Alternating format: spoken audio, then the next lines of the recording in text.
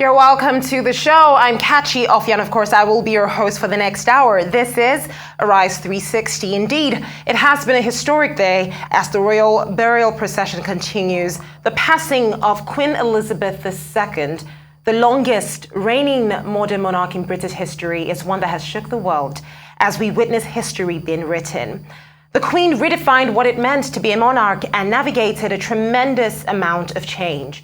Born in 1926, she ascended the throne at age 25 and reigned for over 7 decades before passing away at the age of 96 on the 8th of September 2022. Over the last hour, we have just been witnessing the Committal service of Her Majesty the Queen, which took place at the St. George Chapel, Windsor Castle. Today began at 4, ended shortly an hour later. This service was led by the Dean of Windsor, the Right Reverend David Connor, who gave the bidding as well as prayers, which was said by the Rector of Sandringham, the Minister Crathy Kirk, and the chaplain of the Royal Chapel, Windsor Great Park. Of course, the music, of course, is a big conversation that has been had in the Committal service. It was actually composed by Sir William Henry Harris. But to speak some more on this, let's cross over to our correspondent who is live in London at the moment, Arise correspondent Judita De Silva, who has definitely witnessed a lot of the events that's taking place so far. Judita, it's great to have you on Arise 360. Absolutely. Yes, indeed. Like it's as you said, it's been a day to remember. But yeah, I'm carrying on from what you said about Sir William Henry Harris. That's actually quite a significant figure in the life of the late Queen Elizabeth II, because he was the lead organist at the St. George's Chapel from 1933 to 1961.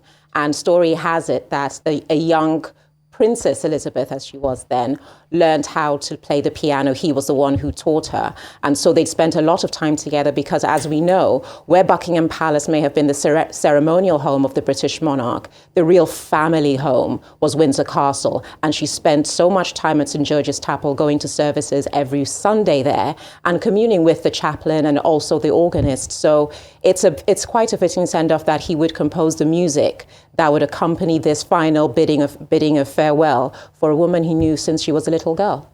Absolutely, and also whether he taught the young Princess Elizabeth how to play the piano. So it's really it's just beautiful to see the music. So many different songs that were sang. Some others that were actually sang at Prince Philip's funeral as well. It's just beautiful to see. But let's talk some more about other things that are taking place. Just walk us through the events that we saw take place at this Committal service. It was quite remarkable because most people around the world who look at St. George's Chapel, Windsor Castle, they be like, oh, this is familiar. I remember seeing this at Harry and Meghan's wedding. I remember seeing this at Princess Eugenie's wedding, but it's completely transformed because that long procession as they came in on the long pathway that takes them into the grounds of Windsor Castle, it was so slow, so steady, because they realized that a lot of the day had been dedicated to London. This is a part where all those people who were used to seeing them, they go to school there, they play there, the family lives there. It is more of their social living there. They had their time, a time that was dedicated at pace, take it at length, and also with reverence, so that those people could say goodbye. And as you saw the grounds, it was remarkable because all the offerings, all the flowers that people have been putting out there, again, in the vein of the new King Charles III and sustainability and the planet, they took out all the flowers and laid them out of the past 2 days, meticulously on the grounds to create this almost visual floral art piece, and they will naturally decompose there. And they lined the ground saying that final farewell on that long cortege into Windsor Castle. So, I mean, at every turn, you keep thinking that what else could they think of, but every tiny detail was really poured over, and you know that's how you know it took this remarkable woman 5 years to put this piece of art, this farewell piece of art to her people and from her people to her together. Now, I noticed just as we look through this is before the committal service officially began. We can see roses, we can see some petals on the car that's moving the Queen's coffin. And I do know there was a moment where it had to be announced that, well-wishers and, family who wanted to be part of this could no longer throw those flowers, at the coffin anymore. What was the reason behind this? Again, it was a safety issue because they had said only single stem roses should be thrown because they knew people who couldn't get a prime viewing spot would be lining the road on the journey to Windsor Castle and also at Windsor. And then because so many people because it's kind of they underestimate the amount of outpour that would be at every opening they gave to the people to show their affection for Queen Elizabeth. But yet again, they kind of over-delivered. They were under-expected and over-delivered. And they threw so many flowers, it was potentially a danger for the driver. And so they had to have him scale it back. Yeah. But again, as credit to the people of Britain, everyone moved in the right direction together to make this work out. Yes, they did. Now, speaking on one of the most significant moments from this entire service, the instrument of state on the Queen's coffin. We've seen this move with her ever since this event began. Now, the crown jeweler basically removed the instruments of state from Her Majesty's coffin. The orb, the scepter, and crown was then placed upon the altar by the Dean of Windsor. What is the significance behind this removal by the crown jeweler and the fact that it was done in utter silence? That particular part goes through history. What that signifies, and also the people doing it, is the end of a reign.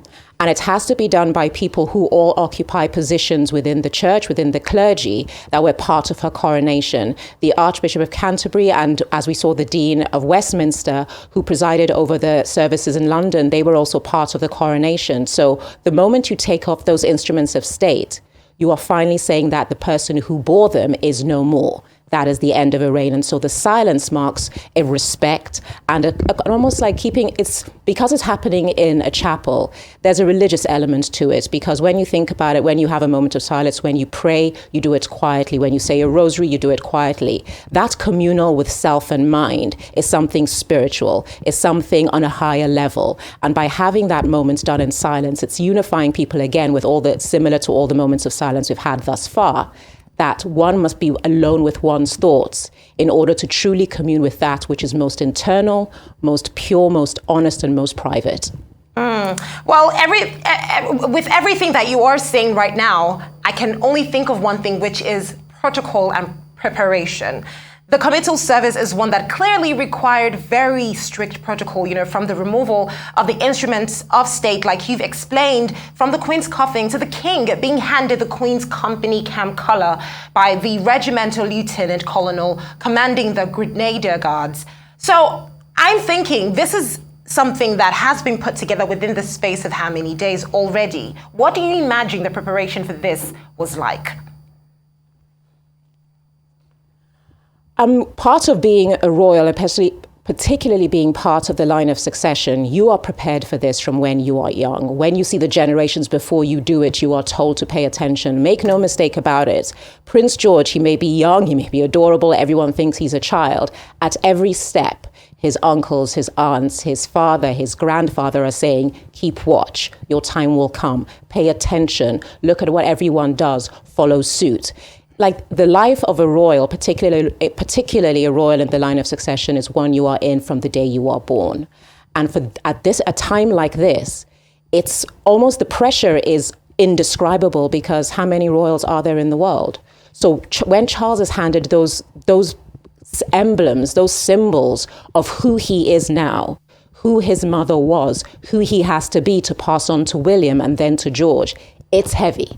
It means a lot. And that's why those moments are so poignant and pointed out to everyone around the world, because it's kind of like when you have military funerals in America and they fold up the flag a particular way and they give it to the widow and it's given to by a certain member of the armed forces. All of these things signify respect. They signify recognition of what was, and they also signify a continuation of culture and of tradition. You know, it's interesting you'd say that because one of the major headlines that's come out today is Prince Louis. Princess Kate's basically saying that she's finding it difficult to really explain what's going on to him. We know that, Prince George, Princess Charlotte, they actually attended the burial earlier, but Prince Louis wasn't there. And she had come out to say that she's finding it really difficult to explain today's events to them. But I'm sure with time, he'll understand, won't he? Of course he will, but that's why you kind of know it's like difficult decisions have to be made. It would have been great for Prince Louis to come, but we've kind of seen in the previous big events, Louis has acted up a bit. And because of that, it's made headlines where it shouldn't have, and that's not something they would want to happen today. You couldn't have taken the words out of my mouth any better, Drew. Well, stay with us. We will be right back. It has definitely been a historic day, but it is time for a short break now. Do stay tuned because coming right up, we'll look at an overview of the day from the Queen's coffin borne towards the Abbey to the arrival of world leaders, Prince Harry, Meghan Markle, the entire royal family in attendance, what the world has had to say about it, and now finally, the Committal service. This is Arise 360, and we'll be right back.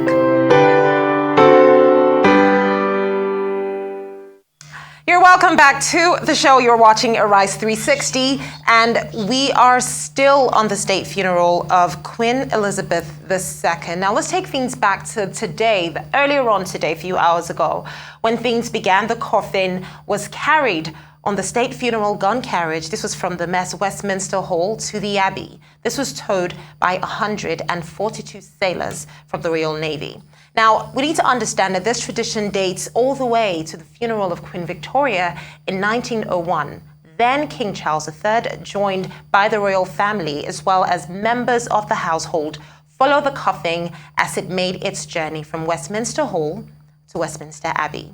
Now, the coffin was draped, of course, in the royal standard and carried the imperial state crown and a wreath of flowers containing the plants from the gardens of Buckingham Palace, Clarence House, and Highgrove House.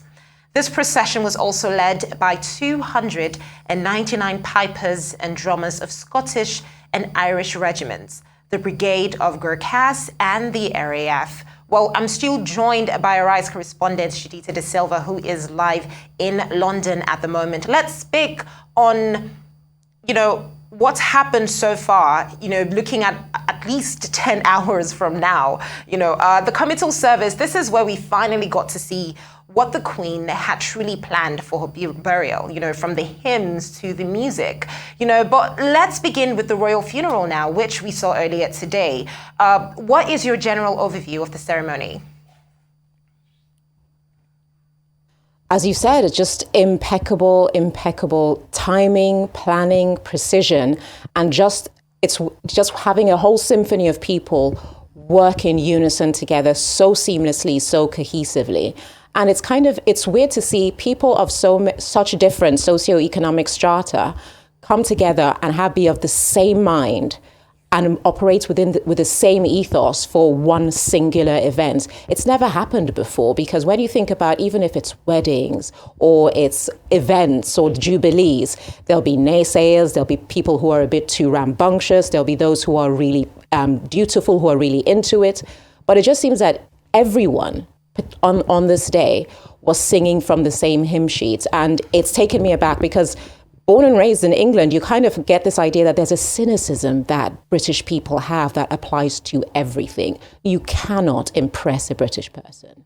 But here it just seems like all of that's put to the side. Everyone's giddy with awe and respect. Everyone's emotional. Everyone's pensive. And that's a remarkable thing. To get an entire people unified in emotion is a special thing to behold.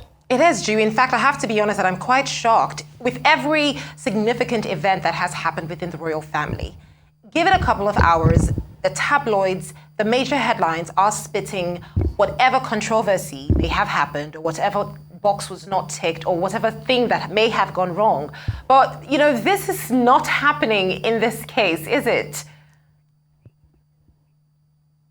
No, it isn't, because even the right-leaning, very critical tabloids and newspapers who have had their knives sharpened for Harry and Meghan, they've had a certain level of notable restraint when you compare it to the zeal they had around the Jubilee, because there's a very British sense of being where when you do things that are seen to be inappropriate, you're looked down upon. That's just not the done thing. That's a very British phrase. And even those tabloids, those newspapers, those broadcasters know that now's not the time to go that far because it makes you look bad. And that's also testament to the respect for tradition and occasion, which comes down to the respect of the Queen because she led an entire life with such reverence for what duty she did. Being dutiful to her now says something about you. Absolutely. Well, the modern history of royal occasions is one of innovation and tradition, basically to preserve the monarchy's popularity and its relevance. However, I'm curious as to whether or not there are any innovations, which the Queen may have made and which may now change the future of, funerals for the royal family. Are there any? There are some, because when you think about the selection of hymns she chose, those were all that. There are very traditional British hymns that normally go with funerals and memorial services. She chose hymns that are very particular to her life. The ones that were played during her wedding to Prince Philip, ones that she's played at St. George's Chapel over the course of her life. That's a thing that she's opened the door to personalized tradition. You can still recognize it, but you can have your signature on it. That's something that she started. And also understanding how to navigate family politics. We've seen that although you know that there are issues with Prince Andrew and with Prince Harry, they must be there. And that's an understanding that England has gotten to know about, that when it comes to doing what is right, you have to set aside all personal emotion. And so going forward to Charles's reign, I believe we are going to see some of the most seismic changes in the organization and operation of the royal family. And when the day comes for him to arrange his own state funeral, there are going to be changes that he has the confidence to do because his mother has opened the door to let him know it's possible, because you have to put your stamp in the moving forward of the monarchy. And I love that. Let's talk about world leaders now who arrived at the event, from the US President Joe Biden and First Lady Jill Biden. We also saw the former British Prime Minister Theresa May and her husband Philip May. The Chinese delegation, amongst others, they all arrived at the Westminster Abbey for the funeral service of Queen Elizabeth II. Now, Drew, this might be a bit controversial, but as the leader of the Commonwealth, does it speak volumes that we did not have, I would say, sufficient footage of the participation of African leaders in this entire event? I mean, this was the arrival of President Joe Biden and his wife, of course. And whereas what we even saw put out in the public space was a picture of some African leaders and their delegation in a bus. Yes, I would say that was something I noted, because when you see the global press, the coverage tends to sideline like Ghana, Nigeria, and other countries who were in presence, like even at the state's reception that happened in Buckingham Palace. I tracked all the entries and saw a lot of them, but you see that it's a politics of media that you have. Topical countries that they need to cover, like, for instance, Barbados, that we know is in flux as far as its relationship with having the Queen as their leader. Countries like Australia that are also in flux as far as having the Queen as their leader. Those ones would have coverage because you want to see the kind of social relationship they have. But then again, it falls to you. If more representation and coverage is not given across the globe, beyond like standard bearers like Arise News, there has to be more of a showing from your country. There are several stations from France, from Italy, from Germany, from America who are here. You've got to put your best foot forward, because people will only give you as much respect as you give yourself. Through the funeral service now, the general theme was one of appreciation and fondness. The Queen's wittiness, I would say, is one that has been spoken highly of. Her dedication to her charitable endeavors, as well as her immense love for animals. So just how symbolic are these conversations, about how oftentimes she would let her guard down in certain occasions? These are conversations that are being had now, but in the midst of so much Hulk and her political affiliations, what should have been done, what was not done. How essential are these conversations that sound a lot more human?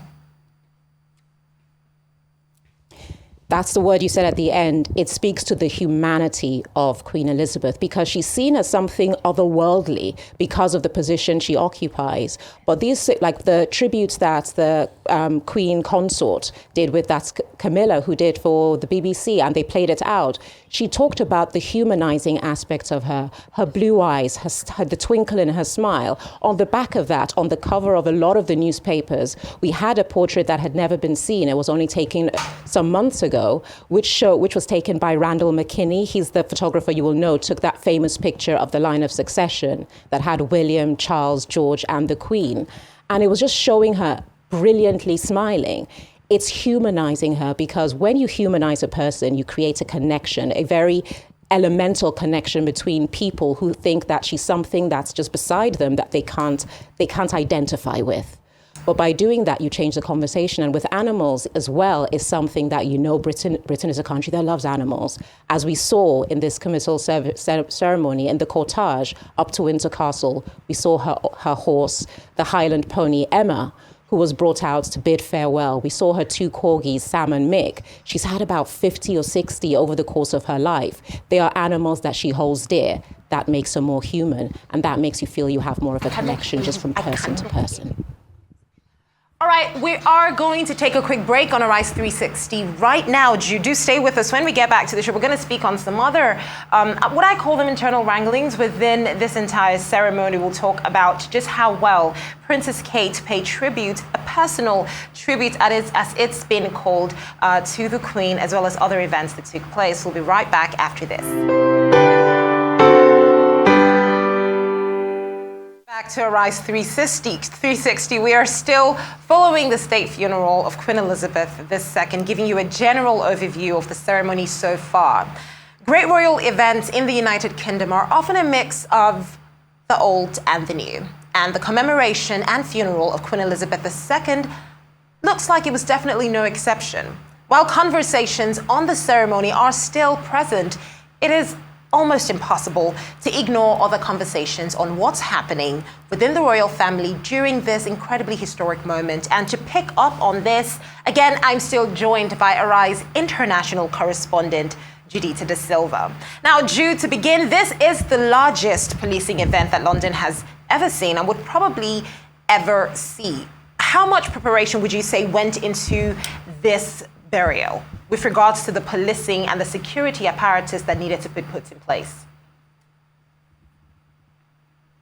I can only imagine, like, they've been doing it for as long as the Queen has been doing it, because what you find is that with all the big events that have happened in the interim, from the weddings to the Jubilee, that would be a litmus test. And the errors they made there, they knew they couldn't make there. And they had made improvements, because the speed with which they have handled all the hiccups, from the stabbing in Leicester Square to the man who lunged at the lying in state, and everyone moved together so quickly, because when you think about it, the world is watching to know that if you cannot get things right when burying your leader, you'll never get it right. So I believe preparations would have been years in the making, as they've had the Metropolitan Police. There would be drafts, the number of drills and rehearsals and the checks that were done. Just the last night, they were checking every lamppost for taking it apart, unscrewing it, putting flashlights underneath it to see for any explosion devices. Even where we are by Wellington Arch, the level of security kept escalating just over the course of the day. And even when we moved over from on-camera reporting to voiceover, it's because it had a blackout, so you couldn't have any internet signal.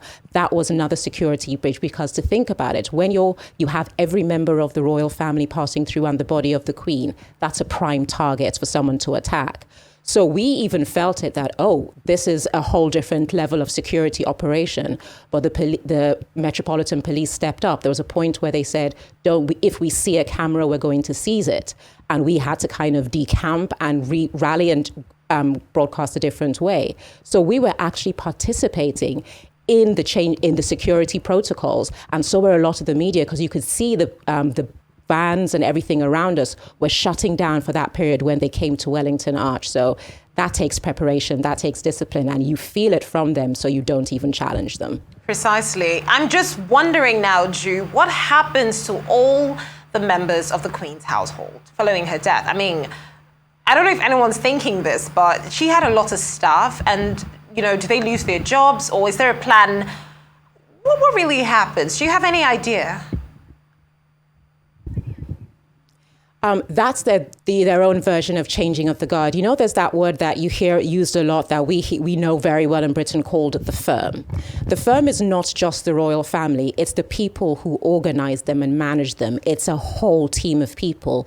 And a lot of those people work for decades, and they see through monarch after monarch. Because there was the unique case of 70 years of Queen Elizabeth, a lot of them have retired under her. So when you swap over now to King Charles, it's interesting that he hasn't formally announced whether he will be moving into Buckingham Palace, staying at Clarence House. We don't know. We know that he's ushering in a scaled down conservative royal family. So there have been rumors that he's going to be letting go 100 employees from Clarence House. We do not know, but that's not the conversation they want to have now. But what tends to happen is employees do go from monarch to monarch and stay on in the same job, because it's extremely hard to interview for a job in service of the royal family. So if you find someone that's good, they tend to stick with them. They do. So, Ju, let's talk about the big elephant in the room now. Let's do this.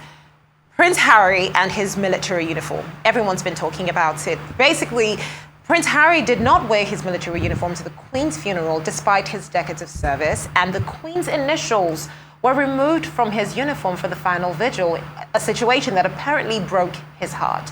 Now, how personal, Ju, is the relationship between the monarchy and the military, and why was this decision so important? Oh, when you think about it, a lot of the time, basically the relationship between the royals and the armed services is inextricably linked. Prince Philip, he was a Navy man. Prince Charles, he was an Air Force and Navy man. Harry was in the Army. Prince William was in the Air Force. George is going to do the same, because they all do service in the armed forces of one denomination or another.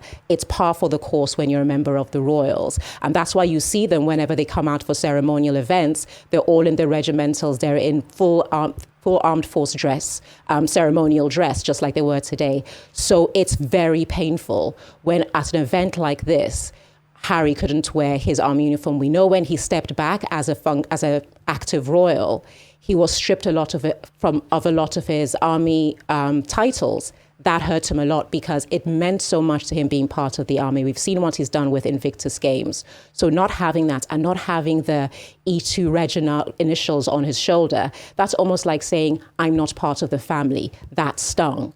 But stiff upper lip, put your chin up, and do what needs to be done. He wore the suit, he wore the medals he could, and he showed up and he did his duty. Which I think was essential, because I only imagine the drama that would have ensued in the global media if anything to the contrary happened, or if there was any other statement or any other reaction than what we saw.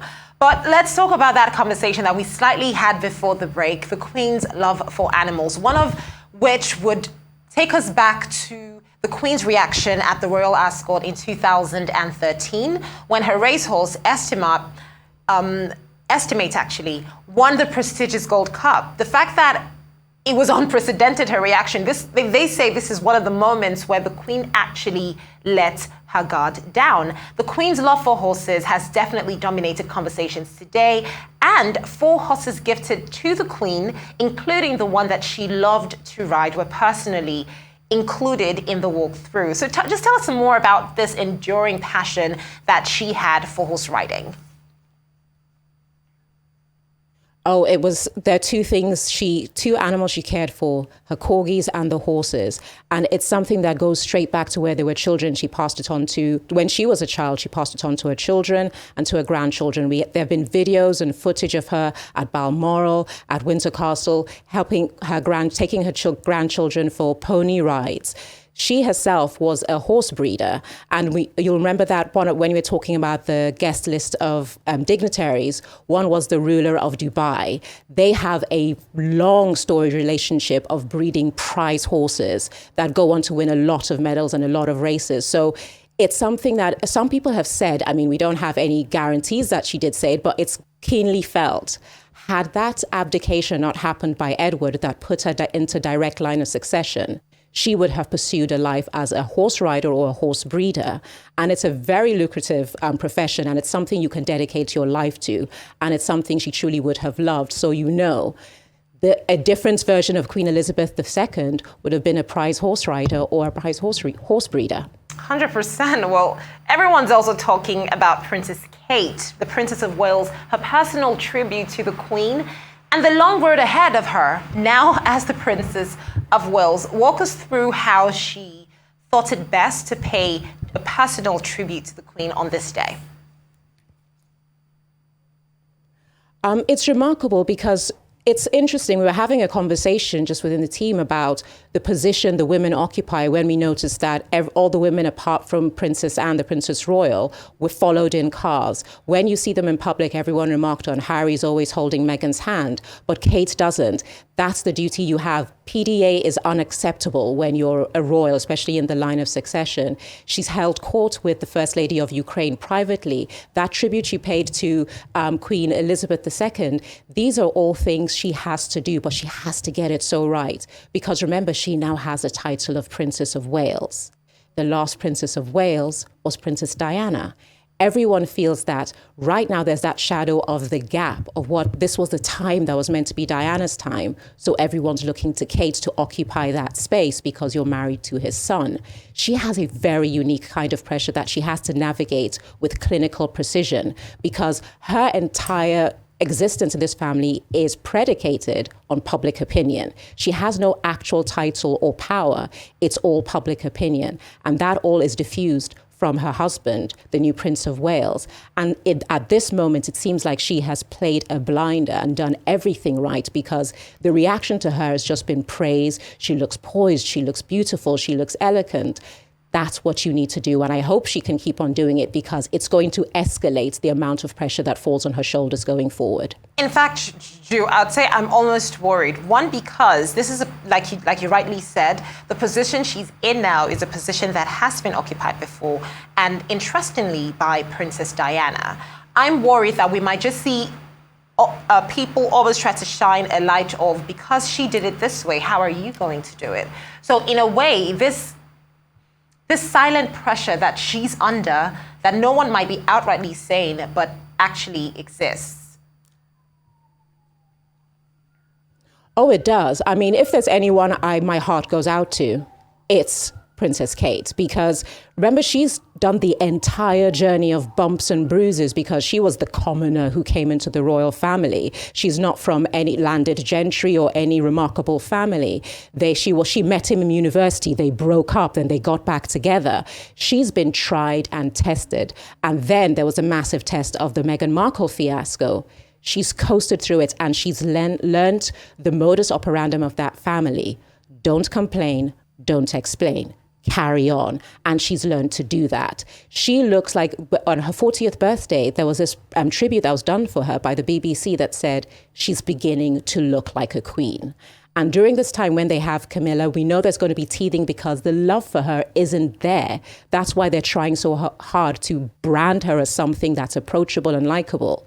Everyone's going to be feeling like Camilla's just an interim blip until we get Kate. Exactly, and I'm looking to see how the global media is going to respond to that, because we know that is oftentimes where it begins and ends, because that's what pushes out the perception that most people just pick up. Because like you said, do not complain, do not explain. So oftentimes you don't even get a response or explanation. All we see is what we're told. But Drew, we're going to take another quick break now, but do stay with us. We're coming right back to this. And when we return again, we're going to be wrapping things up shortly on Arise 360. We'll be right back.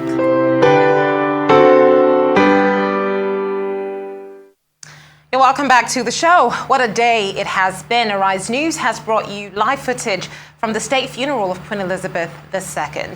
Over the last hour, we saw the Committal service round up, and on Arise 360, we're giving you a general overview of the significance of the events of the day. And still in London, we have Arise international correspondent Judita De Silva, who has been walking us through the day's events. And, today has happened, and it's safe to say that it's been 10 days of a complete standstill. We've been discussing the same things. We've just been looking forward to what happens next.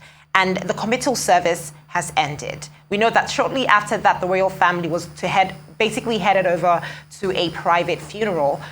What happens tomorrow?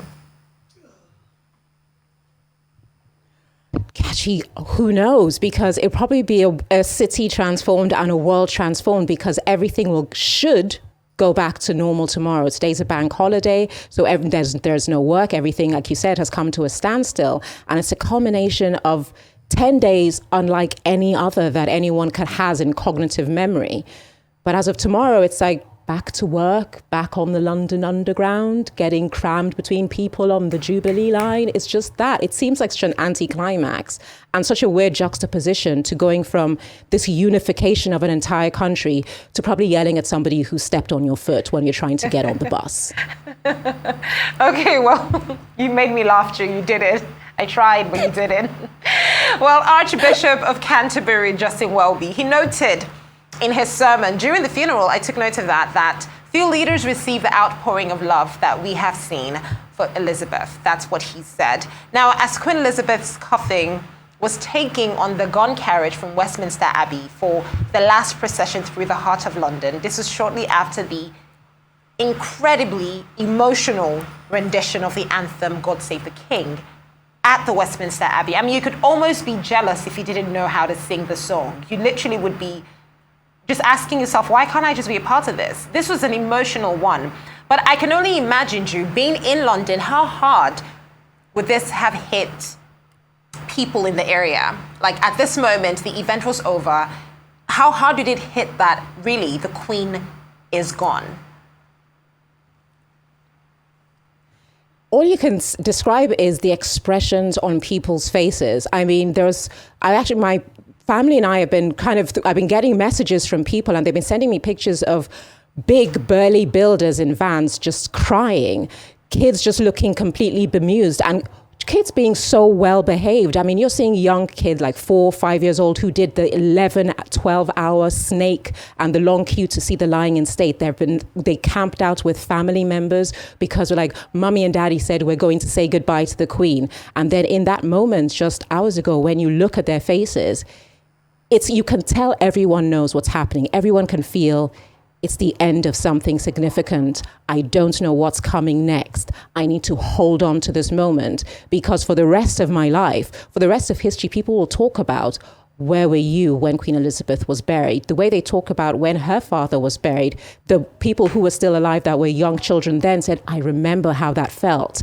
This is different, but I remember how that felt. We will have that conversation, Catchy, you and I, because it's just remarkable. So all you can do is look at the faces of human beings, and they say a look can say 1,000 words, and there are millions of words written on the faces of the people of Britain today. Absolutely. I mean, I saw some of those. I was also very impressed with, just like you said, the children who were just so well behaved. Yesterday, I saw an interview of an 11-year-old boy who literally said, "Oh, it's just 5 miles. It's not a big deal." And I was like, wow, he was so passionate about his desire to make sure he went through the entire walk, and he just made it seem like, oh, it's something that is definitely worth doing. Now that walk through, this was obviously the procession, but it was done, the King's Guard carrying the Queen's coffin and her family, the royal family, just walking calmly right behind. It was an intense moment, because I think for a lot of the members of the royal family, that might be the longest walk they've ever had to make. The coffin of Queen Elizabeth II, it was bound into a hearse for her final resting place at Windsor Castle, as I said, at walking pace. Of course, we saw dense crowds packing the road through the heart of the ceremonial London, including children, like we just said. So to wrap this up, Drew, it feels as though almost every single person, including you and I, had a role to play or a personal reason to pay their own respects, don't they? Yes, they did. I mean, everyone, it's generational. You can see the intensity of emotion is deepest with the older generation because she was really a part of defining their lives. We are a newer generation that's defining the future, but still understanding where you come from will define where you go. And that's where the respect comes from. And as Nigerians, and understanding those conversations we've had about colonialism, the Commonwealth, representation, diversity, this kind of thing lets you know that binding a country together under unique leadership, under consistent leadership, under pride-worthy leadership can create moments that make you feel so proud and so patriotic. So take that away. Every country from around the world that was present here, take that away from this. That binding a people together is more than just governance. It's about who you are and how you conduct yourself in what you do. Judita De Silva, impeccable as always. Thank you so much for joining me through the hour on Arise 360. And of course, pleasure. That was Arise international correspondent Judita De Silva walking us through an overview of the significance of the day's events right here on Arise 360. And to wrap this up and usher you into a new dispensation live from the royal funeral at the Westminster Abbey, an immensely emotional rendition of God Save the King. I'm Kachi Ofia, and this has been Arise 360. Thank you for watching.